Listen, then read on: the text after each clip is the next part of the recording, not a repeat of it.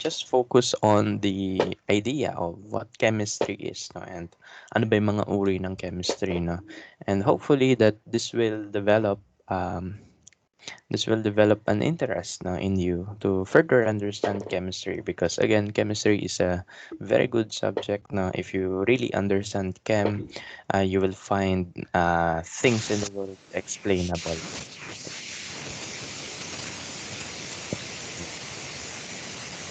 Okay. So yan. So if you again, if you find chem wala tuloy. Ah, if you really understand chem, you will find many things in the world very interesting and explainable. Okay? So yun yung kagandahan ni chemistry. Okay? So for this outline, no, ito lang gagawin natin today. Let us take a look into what chemistry is and why do we even have to study it, no? And in studying chemistry, what are its branches, no? And then later on, let's take a look into the importance of chemistry, especially in the context of the pandemic. Okay? So yun lang gagawin natin. Very easy. Okay, so let's begin with defining chemistry. Everyone knows the definition of chemistry, of course, because this was taught to you even in high school, di ba? We already know that chemistry is the study of matter and the changes it undergoes. No? Pero, ano ba yung matter na yun? No? Ano ba yung sinasabi ng matter? Matter is defined as anything, no? That occupies space and has mass. Ibig sabihin, kahit ano yan, no? Pwede yan yung yan yung bakal sa nail clipper, no? Pwede yan yung tubig sa alcohol, no? And etc. Okay? So, ibig sabihin, when we study chemistry, we are actually studying everything around us, no? We are trying to explain why this molecule behaves the way it is, no? We are trying to explain bakit ganito yung effect ng ng Delta variant, bakit dumadami yung variants, no, ng COVID, no? So yun yung chemistry, no? It tries to understand everything because it studies everything, no? It studies matter, which is everything around us, okay? So yun, no? When you really study chem, no, masyadong broad ang pwedeng applications niyan, no? If you focus on the engineering side, pwede. If you focus on the medical field, pwede rin, no? Okay? So yan, chemistry is a really a broad subject, and it tries to answer many questions in life, no? Specifically pertaining to molecules, atoms, no? So yun. Okay, so that's chemistry, no? So again, it is safe to say for me na chemistry is indeed the study of everything around us in the physical world. Okay? So because of that, no, because of the nature of chemistry being able to study matter, we call chemistry the central science. Okay. What do we mean by central science, no? All other sciences, no, if you trace back if you trace their concepts, their ideas into one thing, it always lead us to chemistry. Okay, so for example, medicine, no, the way proteins are formed, no, the way proteins work, the way enzymes work in our body, it has something to do with chem, no. Ano pa, for example, in biology, alam niyo yung mga yung mga muscle contraction, 'di ba? Muscle relaxation. It has a concept in chemistry, no? Probably that's because of the lactic acid formation or any other electrical changes in the muscle cells, no? So, yun yung mga ganap na ah, lahat ng nangyayari in other fields can be explained, no, by chemistry. That's why it is called the central science, no. It unites all other fields into one single subject, no. In engineering, nagagamit din ng chem, no. For example, in the concrete, what engineers do is that they add basic compounds, no, in order to prevent the rusting of rebar, no. Okay, so yeah. Ibig sabihin, kahit saan nga 'no, chemistry can be applied whether that's concrete, that's life 'no, that's, refrigerators, even, engines in the car 'no. There's chemistry behind all those things 'no, okay. So 'yun, masyadong broad ang chemistry and it is very, um ano siya, very inclusive 'no, kasi kahit anong field ng science puwede niya i-explain 'no. So ayun yung kagandahan ng chem, if you understand chem, you can understand everything that's happening around you, okay? So yun yung gusto natin ma-appreciate 'no, kasi, some of you may think, chemistry ano yan, pahirap lang na subject yan. No, it's not 'no. And this is a subject wherein you will really try to understand what's happening around you, okay? So hindi lang siya pahirap. Instead, this will open your eyes 'no, to see the world in a different perspective, okay? Okay, so yeah, the world around us is made up of chemicals, and we know that chemicals are products of understanding chemistry. Okay, so yung mga food natin, no, uh, may affect yung chemistry doon, especially the genetically modified engineers. I mean, genetically modified organisms now that are engineered by chemists and molecular biologists, no, just like some of you in the future. 'Yun, bakit nga ba natin kailangang gumawa ng mga gano'n? Probably due to the effect of climate change 'no, because, normal plants may no longer exist 'no, in few decades from now 'no. So we really need to have GMOs 'no, para maging resilient yung mga halaman na yun, so we can still survive as a civilization in the next few decades 'no. Okay, so yung paggawa nila ng mga GMO 'no, yung mga modification 'no, gamit sila ng CRISPR, lahat yon ay may chemistry concept 'no. Of course, with the help of, molecular biologists 'no. When it comes to clothing, no, for example, if you wear polyester, that's a product of chemistry principle, the polymerization reaction, no. So you just have a monomers of ester compound, you just combine them, and then you can create clothes out of that, no. In buildings, ito nga yung sinabi ko, the way we construct buildings, may chemistry concept behind that, especially in preventing the rusting of rebar, no?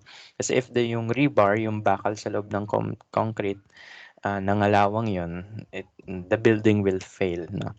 So yan, ang ginagawa doon is that engineers use chemistry concept, especially the redox processes, no, para maging matibay yung ating mga buildings, no. Our entire body is bounded by chemistry principles, no. If you are eating food right now, no, what will happen is that that food will be digested into smaller and smaller particles, and during the process energy is produced, no, in the form of ATP, no.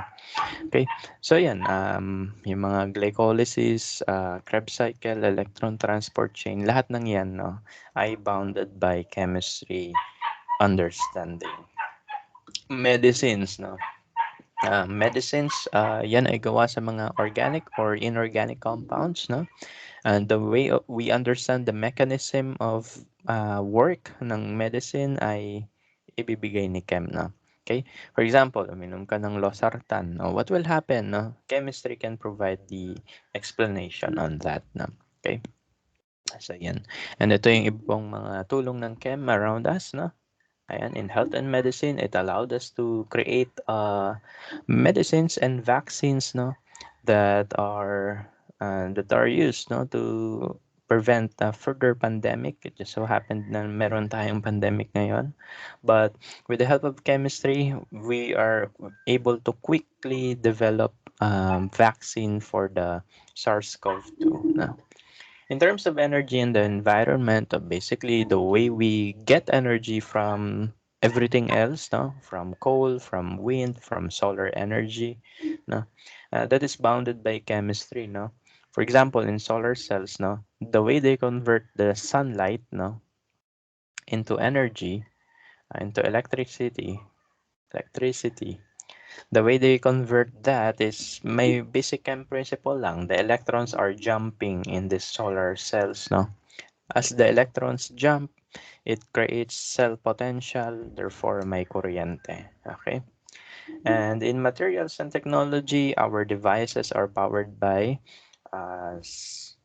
processors now. And processors work similarly as solar cells, no? The electrons are just bouncing off, no? Nagwa 1010 lang yan, no? Creating the information we gather, no? Okay? Yan. And then in food and agriculture, yun na nga sinabi ko, the GMOs, no? The way we improve our agricultural output, no? With the help of GMOs or with the help of other supplements for the plants, no? When I was an intern in PNRI, doon ko talaga na-appreciate yung chem because third year na ako niyan, doon ko lang na-appreciate. Because ang ginagawa nila sa PNRI, they create food supplements for the plants. Okay. Di ba? Usually, pag food supplement, pantao, di ba? Mga supplements, no? Yan yung mga MX3, no? Ayun. Ano pa, yung mga dahon-dahon na iniinom natin, no? Pampa-healthy kunwari. So, ang ginagawa ng PNRI, they created similar thing but for the plants, no? Now, with the help of irradiation process, no? Yan yung mga gamma rays, no? Binobombard nila yung isang molecule.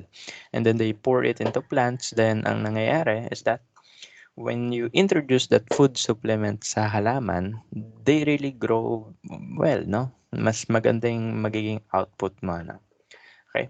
So that was under Dr. Lucille Abad's um, under Dr. Lucille Abad's research, no? Ang tawag doon ay yung mga PGP, no? Google nyo yan, PGP.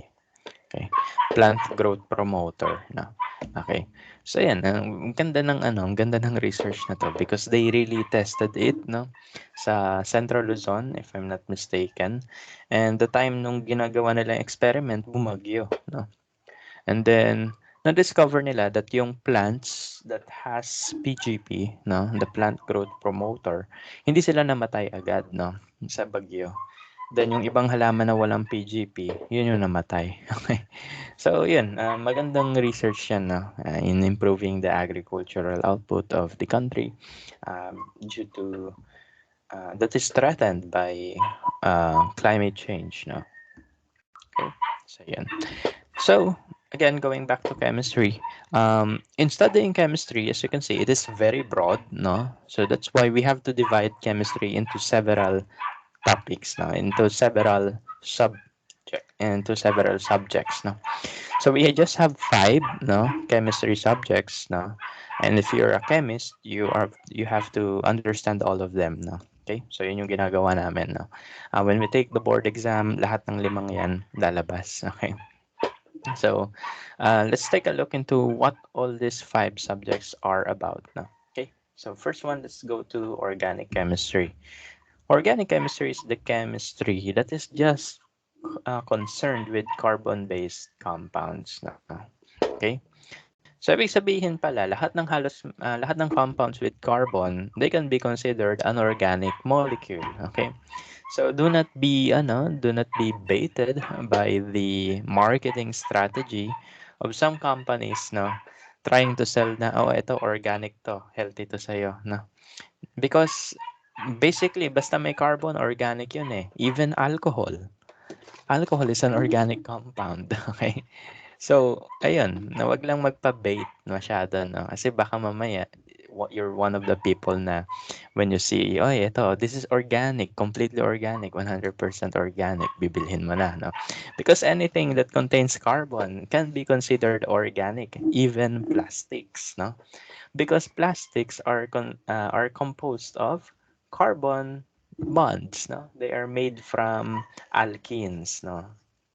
Okay, the plastics are made of alkenes, which is organic. Okay, so ibig sabihin, maski plastic, organic yun. Okay, so yan lang. Do not be, Don't be confused kung ano meaning ng organic kasi basically basta may carbon, you can consider that organic molecule. Okay? So hindi siya limited lang sa mga halaman, no? Because even plastics are organic in a sense, no? And we will discuss that in the laboratory, no? Although I'm not your instructor there. Okay? So when you reach the alkene discussion, you will see how plastics are made, no? Okay? So yun, that's under organic chem. Okay. So again, organic chem is a study of chem that is primarily focused on carbon-based compounds, na, such as hydrocarbons, alcohol, aromatics, no, aldehyde ketones, carboxylic acid, no, so on and so forth. Okay. Ayan. The creation of polymers such as plastic, nylons, cleaning products like soap, medicines, and our application of orgchem. Okay, so yan, maski sabon, no? Organic sila because they are made of um, carboxylic acid, no? Carboxylic salts, no? Yan yung itsura ng soap eh. Okay.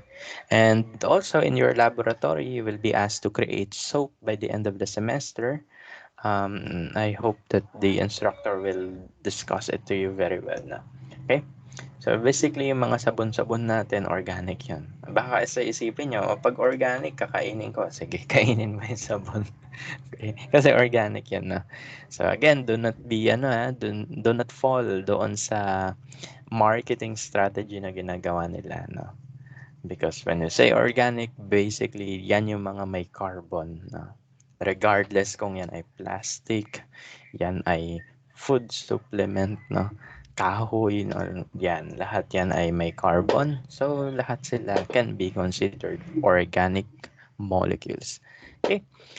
So, ngayon, mapapansin nyo, Orgchem is just focused on carbon-based compound, no? How about anything else, no? They will now fall into this second subject, the inorganic chemistry. Okay, so when we say inorganic chemistry, this is the chemistry of non-organic. No? That means it is not for carbon-based compounds. Okay, so anong elements specifically ang inaaral dito? We usually study metals, no? Metalloids, and of course non-metals. Yan, inaaral natin yun dito. And ang primary focus ng research dito ay metalloids, especially the silicon-based conductors. Ayan. Silicon-based conductors which are used in solar cells and in microprocessors. No? We try to harness, no, every possible applications of silicon, no, to improve our life dito sa Earth. No? If you're familiar with semiconductor research, basically ginagawa lang nila, they try to improve the conductivity of silicon, no? So that it can process more data. No? Yun yung dahilan bakit we started from Pentium. Ngayon, mayroon na tayong Intel i5, i3, i7, no? May i9 na nga ata eh, no? Okay, so yun. So lahat ng yan ay produkto ng inorganic chemistry. Okay? Ayun lang. Next one, no?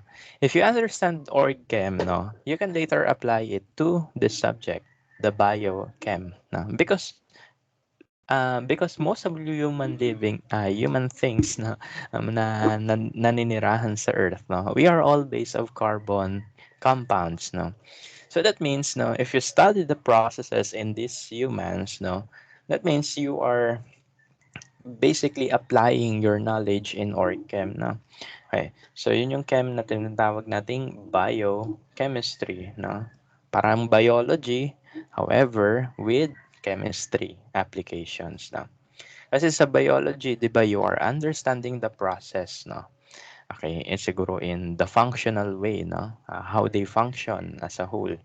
Pero when you study biochemistry, you take a deeper look into the molecular level, no, or in the atomic level. Okay, so sa biology, malalaman mo, ito yung mechanism. Ganito, nagwo-wave like yung ating esophagus kapag peristalsis, no? In biochemistry, doon niya explain ano yung exactly nangyayari during that process, no? During that phenomena. Okay? So in a molecular sense, ang explanation ni biochem always. Okay?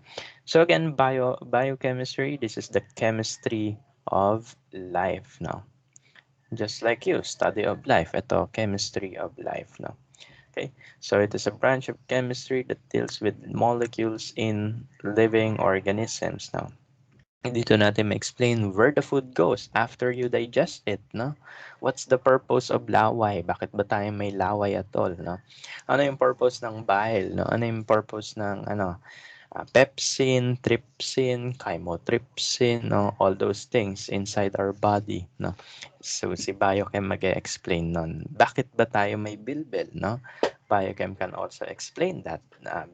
Specifically, that is under genesis, no? Gluconeogenesis, something like that. No? Malalaman nyo yan next year. Okay? So lahat ng yon i-explain ni Biochem. Okay? And we can also extend the application of biochem to pandemics like now, what we experience right now. Okay? Now, for example, the way we detect the presence of virus, no, the SARS-CoV-2 virus in humans, no? Familiar kayo with the RT-PCR, di ba? RT-PCR. Um, I think this is reverse transcriptase polymerase chain reaction, no? Or real-time something.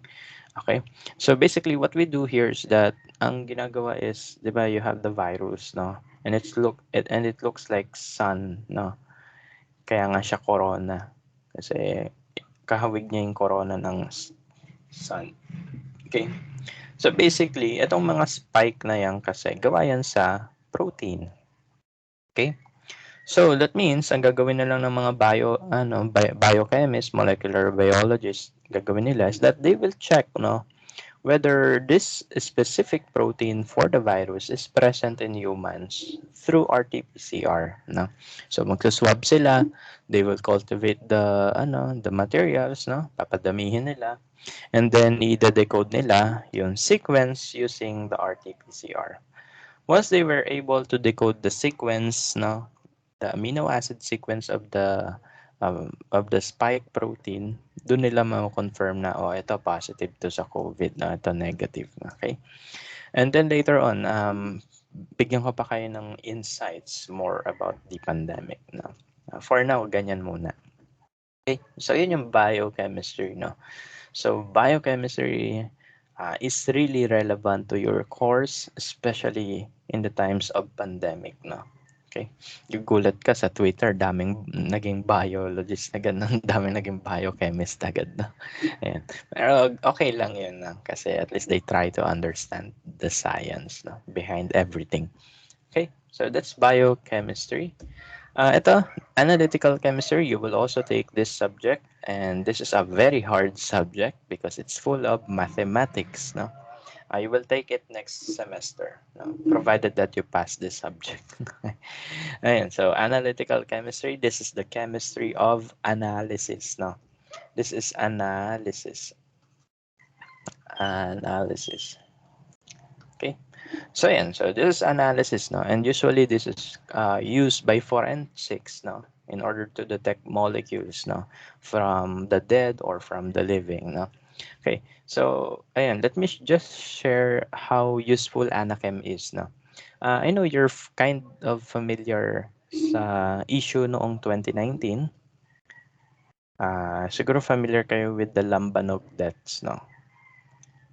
Lambanog deaths. Okay, familiar kayo doon? Ano nangyari doon sa Lambanog issues before? It was said na yung Lambanog was that was contaminated with methanol. Okay. Hopefully familiar pa kayo dyan, no? 2019 is just a few years ago lang. Okay. Before pandemic yan, before lockdown. So nangyari is that they found out that the reason why the people die, no, why the people died that time is dahil sa methanol that is present in your lambanog, no. Supposedly kasi yung ating mga alcoholic beverage, they should contain ethanol, no, the one that is also present in your alcohols, no, ethanols. Okay, so ibig sabihin pwede ko ba inumin yung rubbing alcohol? Hindi. Kasi may dinadagdag sila pampapangit ng lasa. Okay? Tawag doon ay um, strainer ata. No? Anyway, so yun. Um, Supposedly, your alcoholic beverage should only contain ethanol. No? It should only contain ethanol. Ito yung itsura ng ethanol, which is another organic molecule. Okay? Ayan. Si methanol, on the other hand, is a version of ethanol with one carbon only. Okay, so this is methanol. Ayan, methanol. So, paano nila nalaman yan, no? Paano nila nalaman that the lambanog is contaminated with methanol? So, basically, ginawa lang nila is that they run analysis dito sa ating lambanog. So, pinadaan nila yan sa GCMS, the gas chromatography mass spectroscopy instrument that is used to determine the molecular weights of compounds present in your sample. So the molecular weight of methanol is, I think that's, teka lang, 12 plus 4 plus 16, 32 ata to, na. Anyway, so yun, makikita nila yung mga molecular weights ng molecules that are present in your sample, no? So kapag nakita nila, oh, ito may methanol dito, no? May molar mass ng methanol dito. So, ibig sabihin, confirmed yun na may methanol. Okay? So yun yung analysis, no? Yun yung ANACHEM. It helps us to detect molecules that cannot be seen by the naked eye, no? Siguro you may ask, no? Paano po sila namatay? Okay? Methanol lang naman 'yan, no? Biochem na sasagot doon. Okay? Si Biochem na sasagot diyan. Ang sagot doon ni Biochem is this, no? When methanol is ingested by persons, it converts into oxidized compounds such as formaldehyde and later on formic acid, no? Okay? So this is formaldehyde and this is formic acid. Formic acid. Ano sa tingin niyo yung formaldehyde? Ayun, ano yan? Kung pwede kayo mag-comment, pwede kayo mag-chat sa chat box. Ano sa tingin niyo yung formaldehyde? Saan yung ginagamit?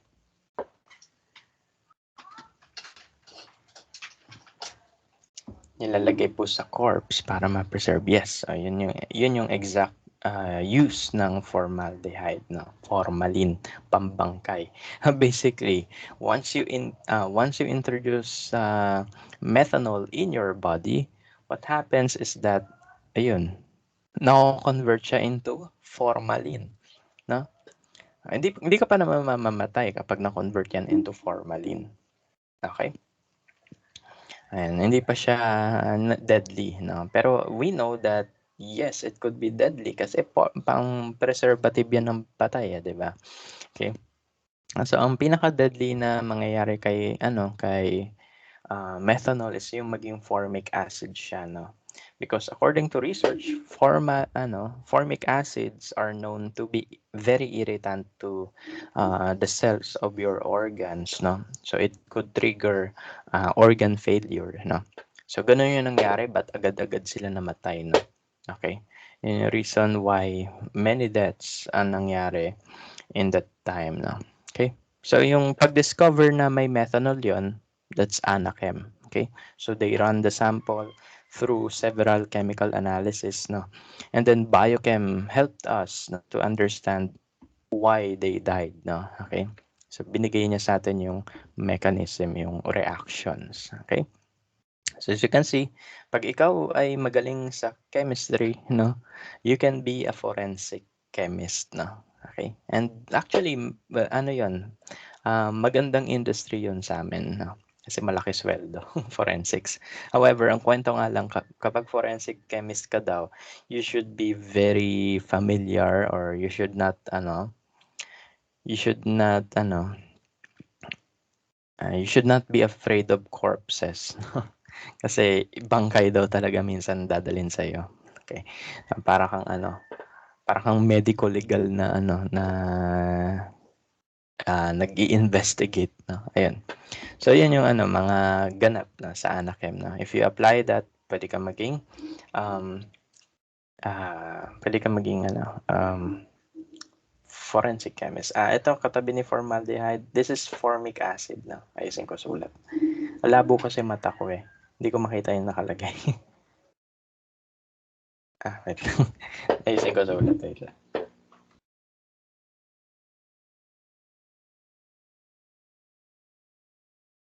Ayan. Ayan. Okay, formic acid, no? Okay. Yan yung yan din yung nasa kagat ng langgam, formic acid. Kaya pag kinagat tayo ng langgam, 'di ba super sakit? Imagine that happening inside your body. Okay? Ayan, mamamatay daw yung organs mo. Okay? So, yun lang. So, that's Anachem. Okay? And then lastly, ito naman, this is a branch of chemistry that you don't actually study in biology, because this is the physics of chemistry. Okay, that is the physics of chemistry. Okay, saan naman ginagamit to? In physical chemistry, what we try to understand here is how atoms, how molecules move, no? The way they move kasi they have several implications, no? Okay, so that means we can use this knowledge in physical chemistry to create engines, no? So with the help of mechanical engineer, no?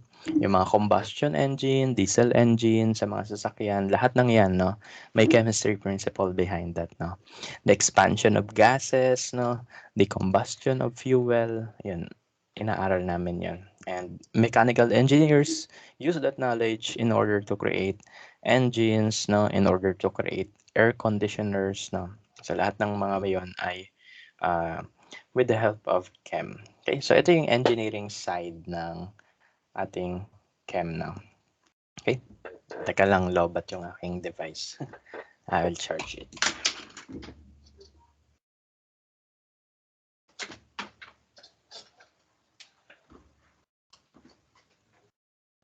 Okay, ayan. Okay, so ayan. So yun yung physical chemistry. It is about the physics of atoms, molecules, no? And the common application of that is in creation of engines in the car, even aircon, no? Ayan, may chemistry din diyan. Okay? So ayan, so those are the 5 branches of chemistry. Okay? So ano yung ita-take nyo sa biology? Ang ita-take nyo sa biology ay organic, inorganic, analytical, and biochem. Okay? 4 out of 5, no? Okay? Pero, yung level of understanding nyo ng chemistry, yan yung mga mga somehow, no? Medyo mababaw pa siya sa ngayon, unless you take your grad school, no? Dun lalalim yung understanding nyo ng chem. Okay? So, medyo mababaw yung chem na ituturo namin sa inyo, just to supplement, no? Yung needs ni biology, no? To explain certain phenomena. Okay? Kasi kapag you take BS Chem talaga, no? In reality, hindi lang isang subject ita-take mo. Ang organic namin, 1 to 3 yan. Tatlo yung organic namin. Ang inorganic, 2 yan, 1 to 2. Ibig sabihin, marami pa yan. Analytical, 1 to 3 din yan. Okay? Biochemistry, 1 to 2. Okay? Physical chem, 1 to 3. Okay? So, hindi lang siya iisang subject, no? Marami siyang subjects pa, no? Okay? So, yan. So, basically, ang mga i-discuss namin, lahat ng chem na i-discuss namin, would be an introductory course, no? That is enough, no? For you to explain the processes that happens in the cells, no? Okay? So, yun. And lastly, let's take a look into the importance of chemistry in biology. Okay, just as I just I told you earlier, no, um, chemistry can be applied, no, in understanding several biological processes, no. For example, yung exhalation mo ng carbon dioxide, inhalation of oxygen. Ano yung dahilan niyan? Ang dahilan niyan ay yung Bohr process, no, that happens in the alveoli, no. So nangyari lang diyan yun sa Bohr's process na yan is that there is an equilibrium between carbonate and bicarbonate, no. And depending on the form of the molecule that is present at the time, no, the oxygen or the carbon dioxide could get released, no. Okay? So ganun, yan yung nangyayari in our alveoli, no. What else, no? Kunwari nag-exercise tayo, then suddenly namulikat tayo. What actually happened that time is that your body underwent um, it underwent ano yun? Tawag dun. It underwent production of lactic acid in anaerobic condition, no? So yun. Ano spelling nun? Ito yung aerobic, di ba? Yan. Anaerobic process, no? Just correct me kapag mali spelling ko kasi I usually commit wrong spellings. Ganun daw kasi talaga kapag tumatanda. Ayan. So, anaerobic process, ang nangyayari kasi, di ba, by the end of glycolysis, you produce the pyruvate, di ba? If you are familiar pa. Okay. So, yung pyruvate na yan, it can undergo anaerobic process. It could undergo aerobic process, no? And another process na aerobic din, no? Okay. So, ano yan? Kapag pyruvate, yung, di ba, glycolysis, by the end of glycolysis, you produce pyruvate, no? After 10 steps, pyruvate yung mapoproduce. So, depending on the condition your body is in, pwedeng tatlo yung mangyari sa kanya, no? In aerobic process, pwede siya maging acetyl coenzyme A. I mean, anaerobic pa pala yung isa. So, in aerobic process, that can be converted into acetyl coenzyme A, which will be transported to the inner wall of the mitochondria, no, for the Krebs cycle, and then later on in the inner membrane for the electron transport chain, no. So, yun yung nangyayari sa pyruvate, no. May acetyl coenzyme A under aerobic process, no. May oxygen. Then, yung acetyl coenzyme A gagamitin for Krebs cycle electron transport chain to produce more energy. Okay? Pero kapag anaerobic process, dalawa pwede mangyari pala. Okay? Yung isa for bacteria, especially yeast, no? Yung isa for humans, no? Punta tayo sa yeast, no? Ang ginagawa nila is that, 'di ba, tinatakpan natin yung paggagawa tayo ng alak, 'di ba? We usually cover that container, 'di ba? Para maging anaerobic yung process. Because this bacteria, no, meron silang enzyme called the alcohol dehydrogenase wherein the pyruvate is converted into alcohols, no? Specifically, ethyl alcohol or ethanol. Okay? So yun, kaya nila gawin yan. Yung pyruvate, no, under anaerobic process with the help of enzymes present in bacteria, they convert it into alcohol. And good for us, wala tayong enzyme na yan. Kasi kung may enzyme tayo na yan, siguro always lasing tayo pag katapos kumain. Okay? But good thing na hindi ganyan yung case, no? Kasi pag yung tao may alcohol dehydrogenase, hindi na tayo nakapag-function na maayos. Okay? So, good thing na nasa yeast lang yung ganyang enzyme. Okay? But for humans, no, since we don't have the alcohol dehydrogenase, iba yung nangyayari with the pyruvate, no? When it underwent anaerobic process, it converts into lactic acid, no? And lactic acid, when present in the cell, no, it starts to contract, no? Kaya mapansin mo, kapag nag-swimming ka, ako lalo, dalas ako pinupulikat. Kasi 'di ba, you stop breathing when your head is underwater, 'di ba? Okay. Hindi ka hihinga nun. So that means your body will lack oxygen, no?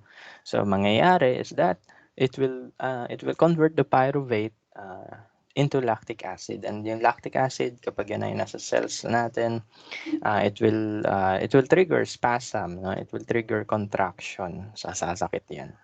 So ano magagawin nyo, no? So kapag kayo pinupulikat na, huminga kayo ng marami. No? Hinga kayo ng hinga, no? So that no more lactic acid will be produced. Bumalik uli siya sa acetyl coenzyme A. Okay? So ganun, na mawawala din yan pag hinga-hinga kayo, no? Okay? So yun lang. So that's how we apply chem sa biology, no?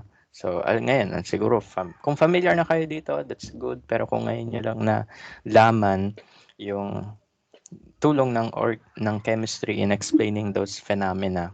So yan. Yan. Okay? So 'di ba ang galing, no? Kasi yung mga minor na bagay na nangyayari sa paligid natin, they can be explained by chemistry, no? Okay? Ibig sabihin even yung pamumulikat, mayroon yung may chemistry doon. Okay? So, ang galing, no? So that means chemistry is indeed important to you as biologist, no? Okay. So hindi naman kasi tayo magkatunggaling fields, no? Ako chemist, hindi ko naman kayo kaaway, no? Kasi basically what we do in science is that whatever we know, no, is pinagko-combine natin to create new knowledge, no? To create information that will help us in the future, no? That will help us to deal with problems we might face, no, in the future. Okay? So ganun. In science, wala tayong discrimination, wala tayong pagalingan, no. Basically, si chemistry, ita-try niya explain yung mga bagay, and it is your task as biologist to relay that, no, in the context of processes that is happening in life, no. Okay? So ganun yung gusto ko gawin ninyo. Okay. So let's go to the last part, no. Let's relate this, no, into the pandemic, no. Okay. So again, chemistry is deemed very important in understanding how viruses adapt to its environment, and with the help of biologists like you, no, doctors like some of you in the future, no. Siguro yung iba sa inyo doctor, yung iba sa inyo molecular biologist, no. But anyway, I see that every one of you will be successful naman. Okay? So yun, mangyayari diyan is that the chemistry will try to understand saan siya gawa, no. Kasi itong viruses natin, they are made of atoms, no. And yun, since gawa yan sa atoms, aalamin ni Chem, anong atoms specifically. So gagawin niya, it will study this protein, again, that is the spike protein. Aalamin niya yung amino acid sequence, no. And amino acid sequence. Alam niyo yan ay nasa proteins, di ba? Okay? So alamin niya, saan gawa yung amino acid niya. And then when it discovers some changes, ang tawag doon ay variants, no? And currently, ang dami ng variant, no? Meron na tayong alpha, beta, gamma, something, something. Pwede na pang gawa ng fraternity yung mga letters nila, no? Kasi ang daming letters, no? And medyo nakakabahala yun, no? Funny lang siya at first, pero in reality, nakakabahala yun. Okay? So let's take a look into some of the variants of the COVID, no? Um, when we started teaching here in FEU, no, siguro yung first academic year na fully online, kung napanood nyo sa YouTube, dinidiscuss ko sa kanila yung D614G mutation. Dinidiscuss ko sa students ko yan. Okay. This was the first mutation of the virus, no. Diba, you have the original strain, no? The original strain. And then ang nangyari, ito yung first mutation that happened in Europe naman. Okay? So, ano nangyari dito? Yung D, ibig sabihin yan ay aspartic acid. Yung G, ibig sabihin yan, glycine. So, those are amino acid. Yung 614, it tells us kung pang ilan siya sa sequence na. Di ba? 1, 2, 3 until 614. So nangyari, yung first mutation ng COVID-19 is that ganito. The aspartic acid, the D, in the 614th sequence was converted into glycine, the G, okay? Ano effect nun? In biochemistry, ang alam namin is that whenever you change the structure, the function also changes, okay? Structure follows the form, no? May baguhin ka na sequence, magbabago yung kanyang function. So ano nangyari? In the context of the G614D mutation, D614G mutation, nangyari, nung nagpalit yung amino acid sequence na yon, mas naging infectious siya. Kasi nagbago yung itsura ng protein. It got more spiky. Okay? So since more spiky na siya, mas madali na siya makakabit sa cells, no? Okay? Masyado na siya matusok eh. So makakabit na siya ng mas madali sa cell. Okay? So ayun yung nangyayari currently, no? The reason why we have the alpha, the beta, the gamma, the lambda, the theta variant, no? Lahat ng mga yan, no, ay produkto ng changes in the amino acid sequence, okay? So yun yung nangyayari right now. Okay? And tayo sa context ng Delta variant. Okay. Kasi ito yung cause ng sudden increase ng cases in the Philippines, no? Just last night, just last night, no, 12,000 yung cases. Pero don't be confident, no? Kasi 'di ba nag-18,000 tayo nung Sunday. Then kahapon ay Monday pala 18,000. Yesterday 12,000. Pero don't be confident kasi there are 10 laboratories that were not able to submit the tally. So probably magto 20,000 pa tayo, no? Okay. So yun yung worst na mangyayari sa atin. Anyway, so let's take a look into the Delta variant now. So again, I said earlier that this was the first mutation in the virus, the D614G. I remember discussing this to my students early last year, no? Mga bare months ko din i-discuss to. So yun dun kasi unang na-discover yung first mutation. And then right now we have several of them. Okay? Asan ba yun? May isang website na ito. So in this website, no, ito, nilista niya yung mga mutations na nangyari sa variant na Delta. So, basahin natin. Variant is defined by 19R, G142D, 156 deletion, 157 deletion, R158G, L452R, T478K, D614G again, ayan o, D614G. So, ibig sabihin, di ako nang joke na. The P618R, D850N mutations. Ano lang meaning yan? Those single letters correspond to certain amino acid, no? For example, the R represents arginine, the G represents glycine, the L represent leucine, R arginine again, T if I'm not mistaken threonine, K if I'm not mistaken is lysine, D aspartic acid, G glycine, P proline, R arginine, D aspartic acid, N ano nga ba yung N? Kalimutan ko. Okay. So basta yan, lahat ng letters na yan, they correspond to amino acids and the number represents kung pang ilang sequence. So basically, makikita nyo na yung changes lang sa ating COVID-19 variants is the amino acid sequence. And as I told you earlier, structure follows function, no? Okay, so pag nagbago yung structure ng isang pag nagbago yung isang structure ng protein, magbabago yung function niya, leading to more resilient strains of virus, 'di ba? So, yan yung nangyayari, no? So, etong letters na to, this will be nonsense, no? This will be nonsense for non-chemistry, ah, yung non-chemistry educated people, no? Kunwari, ikaw ay normal na tao lang, hindi ka nag-take ng chemistry. sasabihin mo, ano yan, no?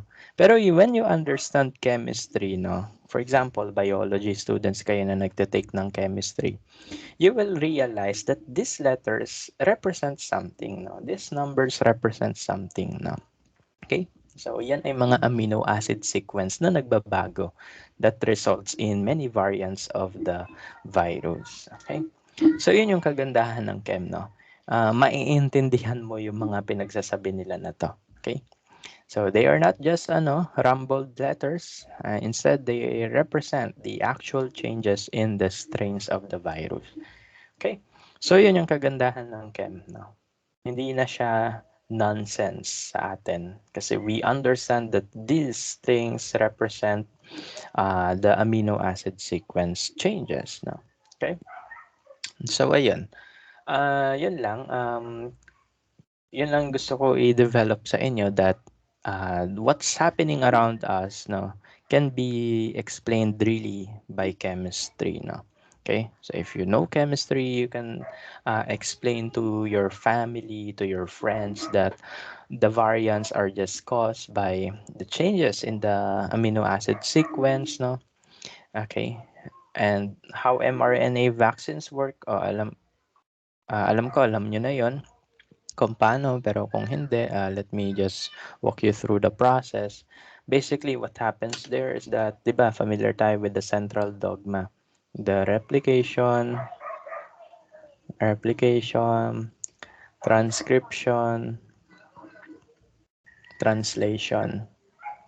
Kailangan, kabisado nyo yan kasi biology kayo eh. Okay, so in replication, we just create copies of DNA, no? Yan yung nangyayari during IPMAT, no? The interphase, prophase, metaphase, anaphase, telophase. Diba? May ganun pa sa kamay. Prophase, metaphase, anaphase, telophase. Okay. So yun yung nangyayari. Replication process, you just multiply the cells, no? However, if you want to create proteins, no, portions of the DNA has to be converted to mRNA, the messenger RNA. Para tong transcript of records, no? So, yung DNA, yan yung mga grades nyo na pinaghirapan. Yung mRNA, ito yung photocopy ng pinaghirapan mo. And yun yung ipapasa mo to the ribosome to be translated into protein. Okay? So, yun yung ganap ng central dogma. Okay? So, ano ginagawa ng ating virus? Anong ginagawa ng ating vaccine, especially mRNA vaccine? Ginagawa niya is that it introduces the mRNA that is needed to produce the spike protein. Okay? Okay? Kasi lahat ng protein sa katawan natin, may sequence ng amino acid na ginagamit yan, no? And that is decoded by the mRNA. Kunwari, itong mga collagen natin sa mukha, yung mga keratin natin sa buhok, no? Mga proteins yan eh. Okay? Proteins yan. Okay, so ginagawa ng ating body, ng ating cells, doon sa transcript of records niya, sa mRNA, yun yung instruction niya to create the protein na ito, nasa balat natin right now. Okay? So, ganun din ginagawa ng ating vaccines. No? Once they introduce you the mRNA vaccine, it will send instructions to the ribosome. Ito yung paggawa ng spike protein. Ang gagawin na niya. So, once na magawa na niya yung spike protein, yung spike lang, hindi lalabas ng cell yon, aawayin na yun ng ating immune system. No? Ayan, maglalabas na yung mga kung ano-ano, mga antibodies, T-bodies, no? Ayun, basta yan. I'm not really familiar with the mechanism mismo, pero yun yung nangyayari. No? Pagkalabas ng cell, doon na siya dudungugin ng immune system, no? Kasi it is foreign to the body. Okay? So, ganun yung nangyayari. No? That's how vaccines work, no? Especially the mRNA vaccines. No? It helps us to produce the spike protein of the virus, and once the spike protein is produced, it will be given to the immune system, no, to fight, no. Once, para kapag dumating na yung actual virus, kunwari na-infect ka na talaga ng COVID-19, mare-recognize na nila yung spike, no. Sabi niya, uy, kilala ko to ah. Ito yung binugbog ko last time. Bugbugin uli natin. Parang ganun yung idea ng immune system, no. It will recognize yung spike na ito, and then pag nakita niya yung virus na mismo, yun na yung aawayin din niya. Okay? Kasi if you're not immunized, no, that will be the first time this virus will be introduced to you. Medyo malala yung magiging effect, no. Depende sa overall condition mo, no. May ibang infected ng virus na asymptomatic. Siguro malakas kasi immune system nila kaya ganun. Meron naman yung iba, worst case na yung mga ano nadadala sa mga ICU and mga namamatay, no. So if you know someone who has been affected, no, or if you've been affected by the pandemic, no, so I sympathize with you. Okay? So yun lang, always mag-ingat lang pero in the end, no, ang mahalaga, we now know how vaccines work. We now know how the virus mutates, no, in order to create stronger strains, no. And what I just hope is that kayo magpa-vaccine, no, so that this pandemic will come to an end, no. Kasi the longer we wait for vaccine, what will happen is that more variants will appear. Okay, and bakit kaya maraming variant? Kasi ayan, biology na yan. That's survival of the fittest, no. Okay. Survival of the fittest na yan. Mga Darwinian theory na yan. Okay. So, ganun kasi talaga. Okay, so that's the reason why we also evolved, no, from our ancestors, no, mga Homo habilis, no, mga Neanderthals, no. We are we are Homo sapiens sapiens right now, no, because of the mutations that happens, no, para mas maging improved tayo over our precursors. So ganun din yung viruses, no. They improve over time so that they will not easily die, no. And as a result, this virus gets stronger and stronger. So what I just hope is that every one of you, if you have access to the vaccine, just please get vaccinated. Um, with this short discussion I gave you, I know na familiar na kayo with the mechanisms of how mRNA vaccines work, no? And yun, I hope na ma-share nyo yun sa mga friends nyo, no? That mRNA vaccines do not change your DNA kasi wala naman siya sa replication process. Yung kasi argument ng iba, ay babaguhin yung DNA ko, no? Magkakos yan ng autism daw. That's not true. Kasi ito yung mRNA, oh. Ito yung protein. Wala siya dito sa replication. Pag nasa replication yan, dun ka magkakaroon ng ng mga other genetic defects, no? Pero wala naman yan dyan eh. Nandito siya, oh. Yung mRNA, mako-convert yan to proteins, not the other way around. Di yan babalik sa DNA. Okay. Kasi DNA mo, fix na yan eh. Yun na yun eh. Okay. Itong mRNA, diretso siya dun sa protein. Okay. So it does not alter your genetic sequence. No? It just allows your body to produce the protein needed. No? Ayan. Ayun lang. So I hope na this short discussion about the COVID-19 pandemic, sana may nagkaroon kayo ng somehow better understanding kung ano nangyayari sa paligid, no? Ano yung reason sa mga variants, no? Ano yung reason bakit kailangan natin ng vaccines, no? So yun, I just hope na you always keep safe, no? And if you have any questions with regards to our session, please chat them. Please send them in the chat box because we are done with the discussion now. Okay, so I'll stop recording. Tapos na naman.